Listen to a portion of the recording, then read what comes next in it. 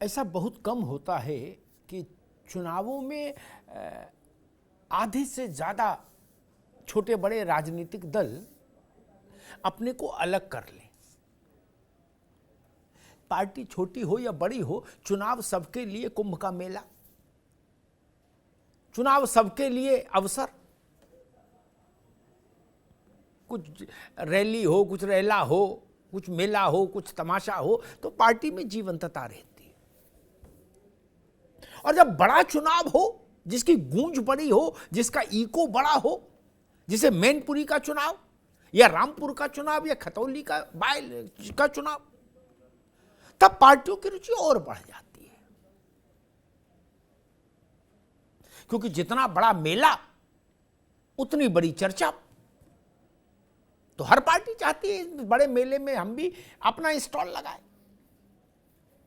लेकिन इस बार उत्तर प्रदेश में जो 3 बेहद महत्वपूर्ण उपचुनाव हो रहे हैं, इनमें आश्चर्यजनक ढंग से अधिकांश पार्टियों ने खुद को रिंग से बाहर कर लिया है।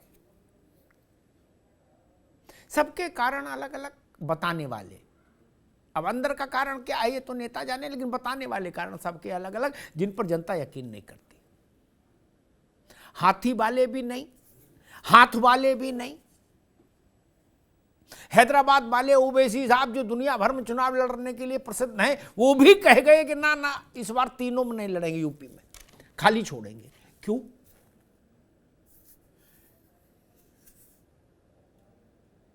चाचा के नाम से प्रसिद्ध मैनपुरी एटा इटावा में शिवपाल सिंह यादव की पार्टी प्रसपा, वो भी खामोश। सबने खाली क्यों छोड़ दिया?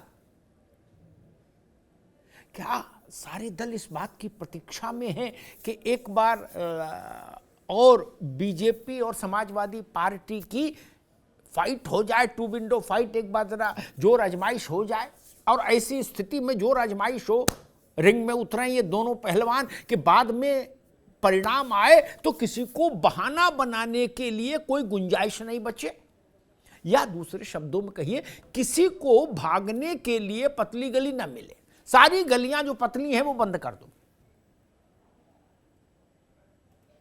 न बहन जी, न दीदी, न चचा ओवैसी, न शिवपाल सिंह यादव, कोई नहीं लड़ रहा जी।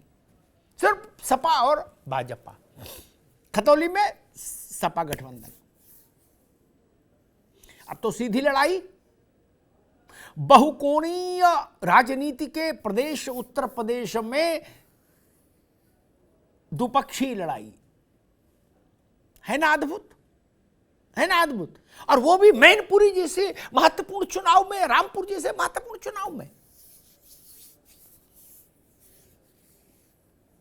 या ये भी हो सकता है कि दलों को लगा हो कि हारते जीतते लोग, इन दलों को ये लगा हो कि जो दल हारते हैं या जीतते हैं वो हमको बेमतलब लपेटे में लेने की कोशिश करते हैं।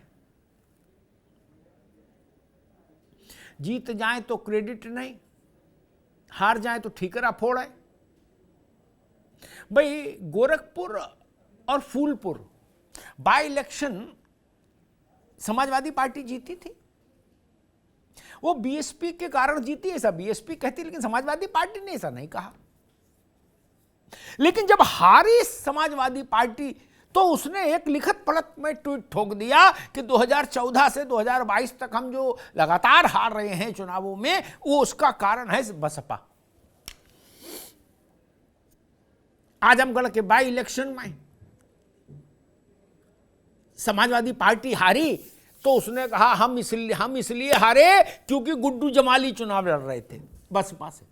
बसपा ने उम्मीदवार ही इसलिए लड़ाया कि हमको हराया जा सके। लो जी, कर लो बात।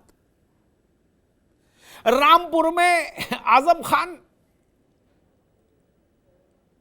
हारे, उनका ये वर्चस्व टूटा, उनके प्रतिनिधि असीम रजा हारे, मतलब आजम खान हारे बाई इलेक्शन में। तो समाजवादी पार्टी ने कह दिया कि बसपा यहां चुनाव नहीं लड़ी इसलिए हार गए। अब बताओ, चित भी मेरी, पट भी मेरी, अंटा मेरे बाप का। तो हो सकता बहन जी ने सोचा हो कि चूल्हे में जाने दो, है दूर रहो, 6 फुट दूर रहो चुनाव से, देखें अब ये दोनों पहलवान क्या करते हैं, ये भी हो सकता है।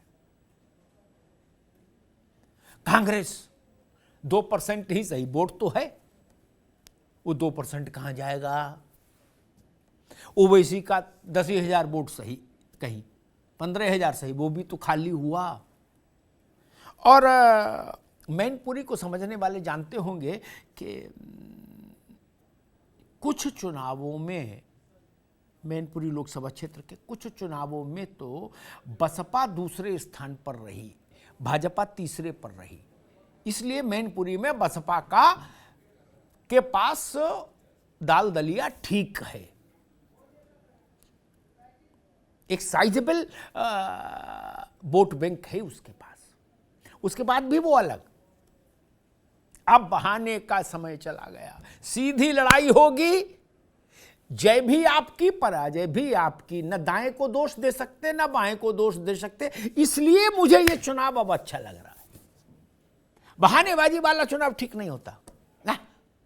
पर्चा अपना खराब किए, जब आप गलत लिख दिए, नंबर नहीं आए, बोले जी इन्विजिलेटर काली कमीज पहन के आया था इसलिए मेरा मूड ऑफ हो गया। ये कोई मतलब हुआ है? अंग्रेजी में लड़का फेल हो गया, बताए जी वो वेंटिलेशन नहीं था कमरे में तो लिख ही नहीं पाए ठीक से। ये क्या तर्क हुआ? नहीं, अपने योग्यता अपनी क्षमता का प्रदर्शन करिए और उस पर टिकिए। दोषारोपण टोपी ट्रांसफर अब उत्तर प्रदेश में by elections, in 3 by elections में नहीं हो पाएगा। यह भी लोकतंत्र का एक सौष्ठव है, उसका एक रूप है। ओवैसी जिता नहीं सके, किसी को हराने की ताकत तो ही उनके पास, अभी गोपालगंज में सिद्ध ही किया। वो भी दूर हो गए, मायावती जी दूर हो गई, प्रियंका गांधी की पार्टी हट गई पीछे, शिवपाल यादव की पार्टी पीछे हट गई। सबने जिसे सड़क से अपनी अपनी गाड़ियां हटा दी और कहा भाई अब 2 ही योद्धाओं में टक्कर होगी, मैदान खाली करो। वो एक परिदृश्य बन गया उत्तर प्रदेश में। एक 4 दल, मोटे तौर पर, कोई बुरा ना माने, अभी मोटे तौर पर 4 दल हैं उत्तर प्रदेश में, सपा बसपा भाजपा कांग्रेस, ठीक। इनमें से 2 हट गए किनारे और फिर बाकी जो और छोटे दल हैं जो वोट में दाएं बाएं करके परिणाम प्रभावित कर सकते हैं, उसमें एक ओवैसी की पार्टी है, वो भी पीछे हट गई। मैनपुरी में शिवपाल जी की पार्टी थी, वो भी नहीं मैदान में है। इसके पीछे क्या कोई एक सुविचारित डिजाइन है एक, या इन सब दलों के पीछे हट जाने से ये जो 2 पहलवान अब रिंग में बचे हैं, भाजपा और सपा, इसमें नुकसान किसे है और नफा किसे है? संदेश तो सारे चले गए। कांग्रेस के पास 2% वोट है, लिखत पढ़त में आ गया, संदेश नहीं गया। मायावती जी मुसलसल हार रही है पार्टी, संदेश तो लिखत पढ़त में, चुनाव आयोग के आंकड़ों में। अब और क्या संदेश आएगा? ओवैसी जी की पार्टी के अधिकांश प्रतिनिधियों की जमानत जब्त हो गई, जितने लड़ाए यूपी में, ये लिखत पढ़त में है। अब क्या छुपा है भैया?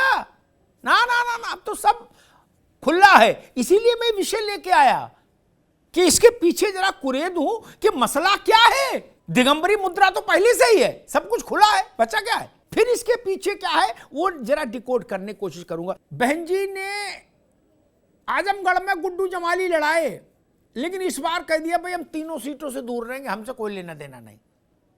अब जैसे ऐसा हो गया कि वो चुनाव लड़ने वाली राजनीतिक पार्टी ना होके कोई सामाजिक संस्था हो, बसपा, बोले हमसे लेना देना नहीं, कोई लड़े। मुलायम सिंह जी से जितनी बार मेरी चर्चा हुई उसके आधार पर कह रहा हूं, और मायावती जी से जितनी बार चर्चा हुई 1 to 1 उसके आधार पर कह रहा हूं, दोनों के मन में एक दूसरे के प्रति बहुत शार्प विरोध था।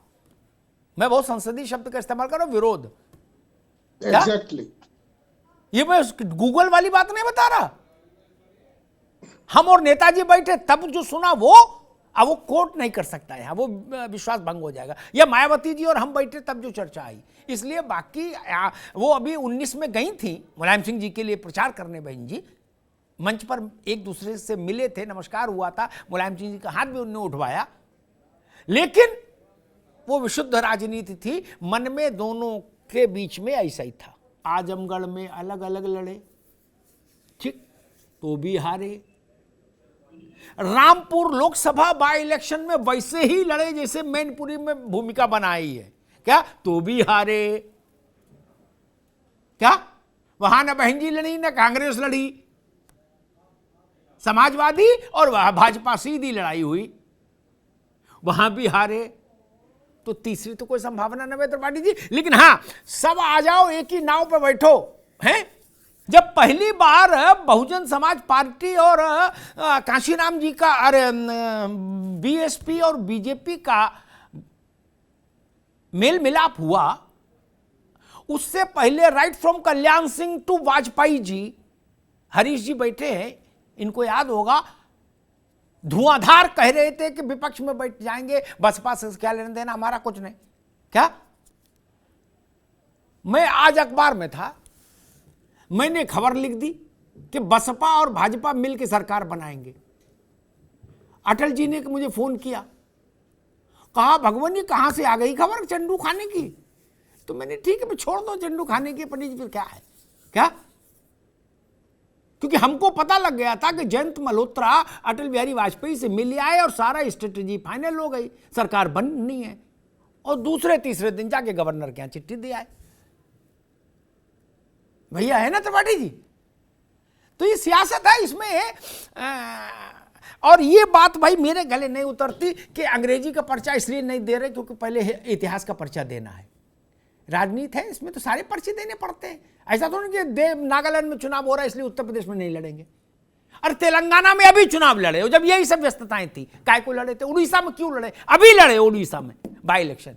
और तेलंगाना में लड़े, वहां क्यों लड़े? वहां भी यात्रा थी, वहां भी हिमाचल के में नेतृत्व व्यस्त था, गुजरात में व्यस्त था। नहीं महाराज, ऐसी बात तो बोलो जो गले उतर जाए। अब ये तो गोली ऐसी है, मैं पानी के साथ भी निकलूं तो नहीं निकल पाऊं। मामला बिल्कुल टक्कर का हो गया। अब की कोई बहाना किसी को नहीं मिलेगा ना। जो दूसरा कोई मतलब तीसरा कोई ताकतवर पहलवान है ही नहीं मैदान में। समाजवादी और भाजपा, कोई इलाका किसी का नहीं। मैनपुरी तो बाद में मुलायम सिंह जी की हुई, ठीक? ऐसा थोड़ा कि 1952 से मुलायम सिंह चुनाव लड़ रहे थे ना। रायबरेली बहुत पुरानी गांधी परिवार की सीट, रायबरेली अमेठी, ठीक? वहां क्या हुआ? एक बागपत बहुत पुरानी सीट चरण सिंह की, अजीत सिंह की, फिर जयंत, क्या हुआ? ऐसे मैं बहुत सारे उदाहरण गिना सकता हूं। ये देश है, इसलिए ये नहीं तर्क है कि ये सीट तो पर हमने झोला रख दिया। लोकतंत्र झोला थोड़े ना मानता भाई, वो राजतंत्र में संभव है, लोकतंत्र में कहां संभव है? ज्योतिरादित्य सिंधिया को चुनाव हरा दिया। ज्योतिरादित्य सिंधिया के कार्यालय के एक सहायक रहे ने लड़के ने। जय भगवान सिंह पवैया नाम का एक कार्यकर्ता था इनका, हरीश जी की पार्टी का था, तो विश्व हिंदू परिषद का, फिर भाजपा ले आई। वो ग्वालियर में माधवराव सिंधिया खिलाफ पर्चा भर दिया। जिंदगी में पहली बार माधवराव घर घर गए, गली गली गए, गांव गांव गए, बोले भैया सत्यनारायण कथा कराओगे तो आऊंगा, जब बुलाओगे आऊंगा, लड़के के मुंडन में भी आऊंगा, लेकिन अब की जिता दो। तो 27,000 से जीते। उसके बाद से माधवराव ने ग्वालियर ही छोड़ दिया, फिर ज्योतिरादित्य ने भी छोड़ दिया। इसलिए लोकतंत्र है भैया। समाजवादी पार्टी कह रही है कि मुकाबले में तो भाजपा भी नहीं है, यानी वो शायद ऐसा कहना चाह रहे हैं कि एक्स पार्टी ही जीत गई क्या? समाजवादी पार्टी, खतौली, रामपुर और मैनपुरी, 3 चुनाव जी। ना तो लोकसभा और केंद्र की सरकार की सेहत पर कोई प्रभाव डालेंगे इनके रिजल्ट, ना राज्य की। जी। लेकिन इन तीनों चुनावों का मैसेज बड़ा है। इनसे, इनके परिणाम से जो संदेश जाएगा वो शायद बहुत लाउड और क्लियर होगा और बहुत बड़ा होगा। वो 24 को कितना प्रभावित करेगा? अगर हम मैनपुरी की बात करें, मैनपुरी में मुझे ऐसा लगता है कि आप इस बात से सहमत हैं कि अगर भाजपा चुनाव हारी और सपा चुनाव जीती तो बहुत बड़ा मैसेज नहीं होगा। क्योंकि वो एक स्वाभाविक तौर पर एक बात दिमाग में है लोगों के कि भाई मुलायम सिंह जी की सीट है, उनको एक इमोशनल वेव होती है। अगर इसके उल्टा परिणाम हुआ, समाजवादी पार्टी हार गई और रघुराज जीत गए, तब शायद बहुत बड़ा परिणाम संदेश होगा। चाचा कहाँ हैं? आप तो लगातार उनके बारे में कुछ ना कुछ जारी कर रहे हो सूचना कि भाई वो स्टार प्रचारक है, लेकिन चाचा हैं कि घूम सब जगह रहे हैं, एटा इटावा मैनपुरी में ही है, उससे बाहर नहीं जा रहे, लेकिन बोल नहीं रहे, ना हाँ बोल रहे ना बोल रहे। अच्छा, जब मान लीजिए अलग ही होना है तो एक अपील ही फिर जारी कर दो कि भाई हमारा वोटर अपने वोटर के नाम। भाई आदमी दुकान कहीं शिफ्ट नहीं लगाता है तो कह देता कि हमारी दुकान वहां शिफ्ट हो गई, वो तो बोर्ड तो लगा देता ताकि हमारे ग्राहक परेशान ना हो। वैसे एक अपील ही जारी कर दो कि भाई कांग्रेस नहीं लड़ेगी और कांग्रेस ये चाहती है कि फलाने को समर्थन दिया जाए। नहीं, दो तरह की ये चुनाव होते हैं। इमरजेंसी के बाद जब जनता सरकार आ गई, हरीश जी को याद होगा, गौतम जी को भी याद होगा, लगा कि इंदिरा गांधी खत्म हो गई, पार्टी खत्म हो गई। उत्तर प्रदेश में तो बिल्कुल ही सुपड़ा साफ था।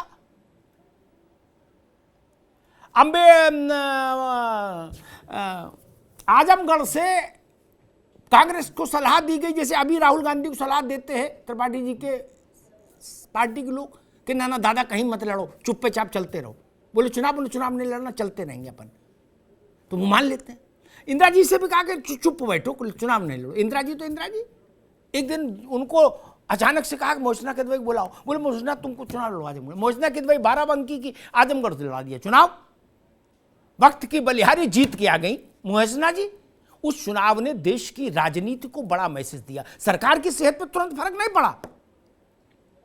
दूसरा चुनाव बहुगुणा का हुआ था, जब इंदिरा गांधी ने पूरी ताकत झोंक दी, पूरी सरकार, सारे राज्यों के मुख्यमंत्री हिंदी बेल्ट के कांग्रेस के वहां लग गए जाके, हरीश जी, और नारा लगा हिमालय का चंदन हेमवती नंदन, और बहुगुणा जीत के आए। जी डॉक्टर चंद्रमोहन। हाँ, सरकार नहीं गिर रही थी कहीं की, लेकिन उसने देश को मैसेज दे दिया। मैं मानता हूं मैनपुरी का चुनाव भी कम से कम यादव परिवार के भविष्य पर एक बड़ी टिप्पणी करेगा। अखिलेश जी में पिछले 3 दिनों में ये परिवर्तन क्या आपने नोटिस किया कि जो शैली उनकी प्रचार की नहीं रही कभी जी। अव्वल तो ये उनका एक उसूल था कि हम बाई इलेक्शन में नहीं जाएंगे, बाई इलेक्शन में लोकल लीडर लड़वाएं चुनाव, ठीक, इसका उन्होंने अब तक निर्वाह किया। लेकिन मैनपुरी में उस उसूल को तोड़ा, और वो उनका टेम्परामेंट नहीं रहा, प्रदेश भर में किसी चुनाव में नहीं रहा कि वो घर घर जाएं। ये कोशिश हो कि एक ठाकुर के यहां भी जाएं, एक शाक्य के यहां जाएं, एक यादव के यहां, एक मुसलमान के यहां, ताकि एक मैसेज जाए। आज मैं देख रहा हूं डिंपल जी भी मैनपुरी में डोर टू डोर निकली हैं। ये कैंपेनिंग स्टाइल में कुछ बदलाव लग रहा है, ऐसा क्यों? एक इसी जो नया कैंपेन ट्रेल है, जो नई स्टाइल ऑफ कैंपेनिंग है अखिलेश जी की, उसी से जुड़ा सवाल है। लेकिन 2 बातें मैं सामने रखना चाहता हूं। पवैया ने माधवराव सिंधिया के खिलाफ कुछ नहीं बोला उस कैंपेन में, एक ही बात बोलता था। आज मैं जब रघुराज को सुन रहा था तो मुझे वो याद आ रहा था जय भगवान पवैया का चुनाव। पवैया ने कहा कि महाराज बड़े हैं, हमारे भी नेता हैं, हमारे भी राजा हैं, उनके आगे मैं कहा, मैं तो कुछ नहीं। लेकिन महाराज से मिल पाते हो? लोग कहते थे ना। दिल्ली जाके बोले ना, कई बार नहीं मिल पाए, कई बार मिल भी लिए 2 मिनट के लिए। बोले पवैया का कान पकड़ लो, साइकिल पे बैठा लो, मोटरसाइकिल पे बैठा लो, स्कूटी पे बैठा लो, चाहे जहां ले जाओ। लोगों का हाँ ये बात तो है। माधवराव सिंधिया जो ऐसे करते थे परकोटे से, देखिए गौतम राणे पर्चा भरने के बाद, और 4.5 लाख से जीत के आते थे। वो कितने से जीते? 27,000 से। एक चुनाव और हुआ था, वहां एक स्लोगन चला था, दरवाजे दरवान ना होगा, दरवाजे दरवान ना होगा, कोई परेशान ना होगा। बोले हमारा घर है, दरवाजे नहीं बंद होता, और उनका देख लो वहां तो नहीं। इन 2 चीजों को जब हम सामने रखते हैं, क्या अखिलेश, आपको क्या लगता है अखिलेश यादव उस धारणा को तोड़ना चाहते हैं कि वो दुर्लभ हैं, वो मिलते नहीं हैं, अनुपलब्ध रहते हैं? और रघुराज शायद उसी मर्म पर चोट कर रहे हैं कि रघुराज का कान कहीं भी पकड़ लेना और चाहे यहां ले जाना अपने साथ। अखिलेश जी ने अपना प्रचार की शैली बदल दी और डिंपल जी ने भी मंच छोड़ दिया, पांव पांव चलना शुरू किया है मैनपुरी में। ये पहली बार मैं देख रहा हूं, वरना अखिलेश जी की चुनाव की शैली प्रचार की मंच थी। अब मैं पहली बार देख रहा हूं गली मोहल्ला सड़क। वो करहल में भी ऐसा नहीं किए, आजमगढ़ में चुनाव लड़े तब भी नहीं किए, अपने चुनाव में भी नहीं किए, कभी कन्नौज में भी वो घर घर नहीं गए। फिर मैनपुरी में ऐसा क्या विशेष बात आ गई जब गढ़ है ये परिवार का कि घर घर जाना पड़ रहा है। अखिलेश यादव की जो स्टाइल ऑफ कैंपेनिंग है, ये जो इसमें जो एक 360 डिग्री का चेंज आया है उनके अब तक के पूरे पॉलिटिकल करियर को अगर आप देखें, फर्स्ट टाइम जब वो एंटर किए थे राजनीति में लोकसभा में, वहां से लेके अब तक ये बिल्कुल नए किस्म की कैंपेनिंग है जो अखिलेश जी ने कभी नहीं की।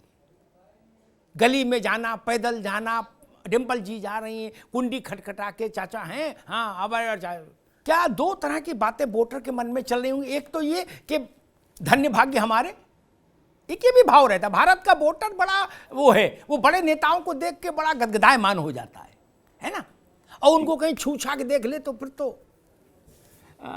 उसके घर आके बैठ ले तो फिर मतलब उसके लिए वो उत्सव हो जाता है।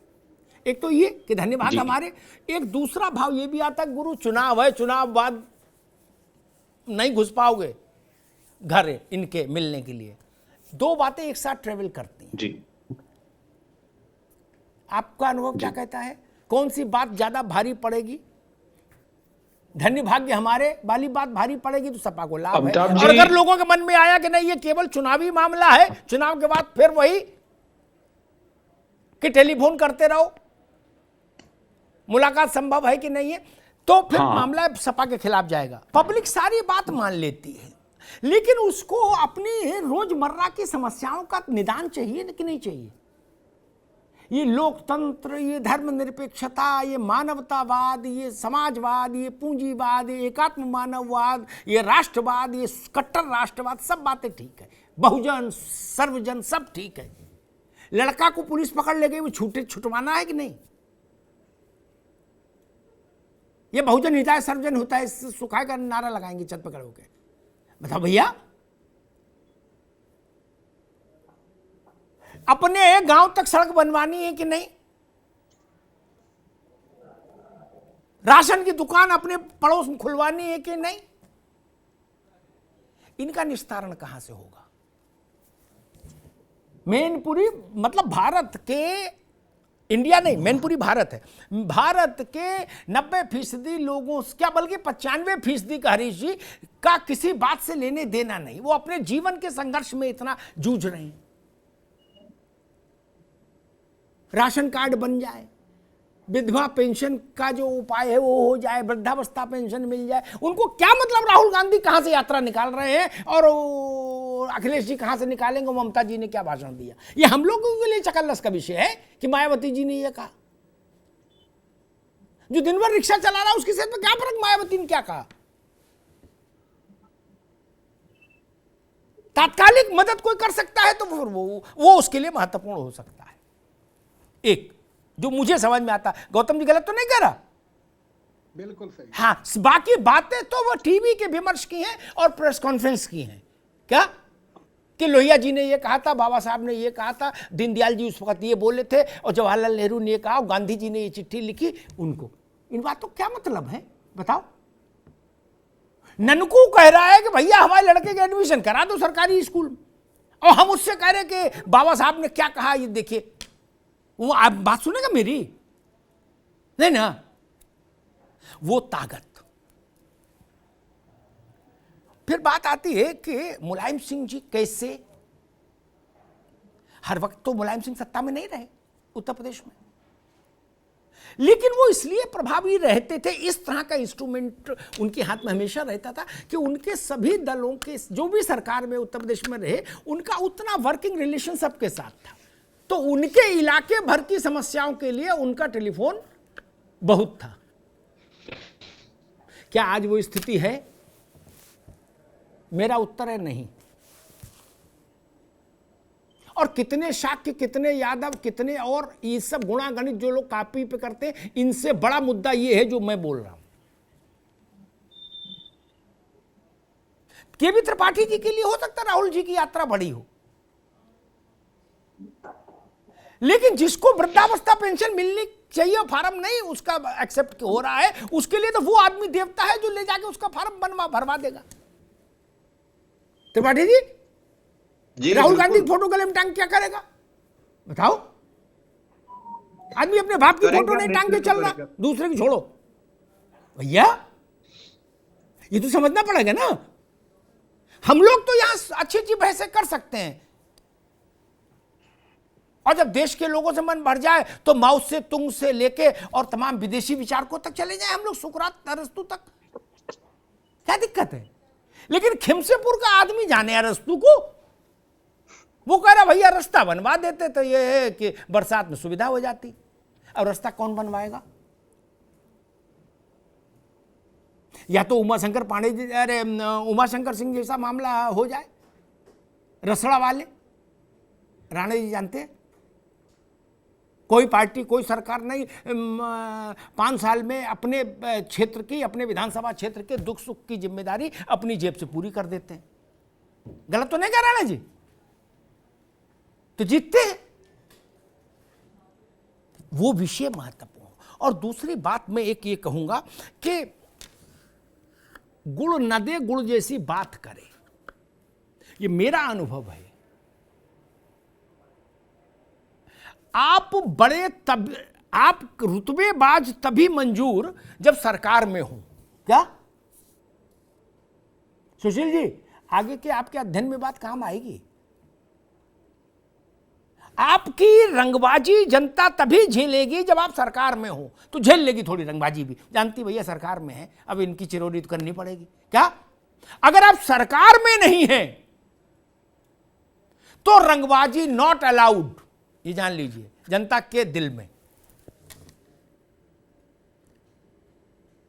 जिन जिन लोगों ने सरकार में न रहते हुए सरकार जैसा एक्ट किया, वो लोग जनता के उससे हट गए। गौतम राणे गलत तो नहीं कहा भैया? जिन्होंने रंगबाजी वही मेंटेन करनी चाहिए जो सरकार में करते थे, खत्म हो गए। अब ये हराने की ताकत बची है, थोड़े समय में वो भी चली जाएगी। मैं कहां बोल रहा हूं समझिए ना आप, है ना? वो महत्वपूर्ण है। जनता में आप सुलभ हैं। मुलायम सिंह जी ने एक बार मुझसे कहा था कि जिस आदमी को प्रदेश चलाना हो, या प्रदेश में सरकार चलानी हो, प्रदेश में पार्टी को महत्वपूर्ण ढंग से चलाना हो, रवि बाबू, तो मुलायम सिंह जी ने मुझसे कहा कि अग्निहोत्री जी, उस आदमी को कम से कम 2,500-3 हजार आदमी से रोज मिलना चाहिए सीधे। क्या 2,500-3 हजार आदमी से रोज मिलना चाहिए? क्या कैन यू इमेजिन?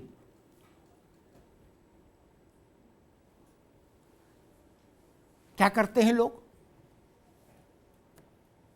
अब चुनाव के वक्त ये जो परिवर्तन है ये कितना इफेक्टिव होगा, ये तो फिर आपकी विश्वसनीयता पर निर्भर है कि जनता आपको कितना विश्वसनीय मानती है। और दूसरी बात, बीजेपी ने रघुराज शाक्य को केवल इसलिए नहीं उतारा कि वो शाक्य हैं, वो तो एक बड़ा एडवांटेज है ही, क्योंकि वो सब सेकंड लार्जेस्ट कास्ट है मैनपुरी लोकसभा कॉन्स्टिट्यूंसी में। लेकिन मुझे लगता है इसलिए भी उतारा कि रघुराज शाक्य मुलायम सिंह जी की लीगेसी को एज ए डिसाइपल, एज एक शिष्य के रूप में क्लेम कर सकते हैं हर जगह। वो उसी परिवार के बच्चे रहे, 2 बार सांसद बने मुलायम सिंह जी की कृपा से, विधायक बने, तो वो आप उनसे नहीं छीन सकते। इसीलिए आज आप देखिए, अखिलेश जी टेम्पल जी गए थे नेताजी की, उसमें हाथ जोड़ के प्रणाम करके आए थे। रघुराज ने माथा ही रख दिया वहां और मिट्टी लगाई। ये जो एक इमोशनल कनेक्ट है ना, वो शायद रघुराज से ही हो सकता था। बीजेपी के पास जो उपलब्ध लोग थे वहां, या तो खुद शिवपाल लड़ते बीजेपी की टिकट से, तो या रघुराज। इसीलिए रघुराज मैनपुरी में भाजपा की चर्चा कम करेंगे, देख लीजिएगा, वो नेताजी की ज्यादा करेंगे। वो जानते हैं भाजपा का जो वोट है वो तो मिलेगा ही मिलेगा। नेताजी के समर्थकों में कोई इमोशनल वेव ना ऐसी चल जाए जो समाजवादी पार्टी के पक्ष में एक तरफा जाए, उसको रोकने के लिए मशक्कत करेंगे रघुराज शाक्य, और वो कहेंगे भाई मैं भी उन्हीं का बच्चा हूं। अब ये जनता तय करेगी कि रघुराज शाक्य उसके लिए ज्यादा सहज हैं सांसद के रूप में। निरहुआ को जब चुना है आजमगढ़ में, तो मुझे लगता है शायद उसके पीछे जो वहां के कुछ लोगों से मेरी बात हुई थी, तो उन्होंने कहा था कि भैया आप जो कुछ काम आम है वो निरहुआ ही करा पाएंगे, मान लो धर्मेंद्र को चुन भी ले तो ये तो काम करा नहीं पाएंगे। तो आजमगढ़ ने निरहुआ को चुन लिया। सुशील जी, बड़ी बात है। और गौतम जी, निरहुआ ने मालूम मुझसे क्या कहा था? निरहुआ ने मुझसे कहा था कि पिछली बार जब हम अखिलेश जी के खिलाफ पर्चा भरने आए थे भैया और लड़े, तो हमको लोगों ने डांटा, बोले तुम पगला गए हो, भैया के खिलाफ चुनाव लड़ने आए हो यहां। लेकिन दूसरी बार निरहुआ को जिता के भेज दिया, क्योंकि काम भी चाहिए, सड़क भी चाहिए, बिजली घर भी चाहिए, स्कूल भी चाहिए, अस्पताल भी चाहिए। ये भी एक बड़ा फैक्टर है इमोशनल वेव के अलावा। धन्यवाद।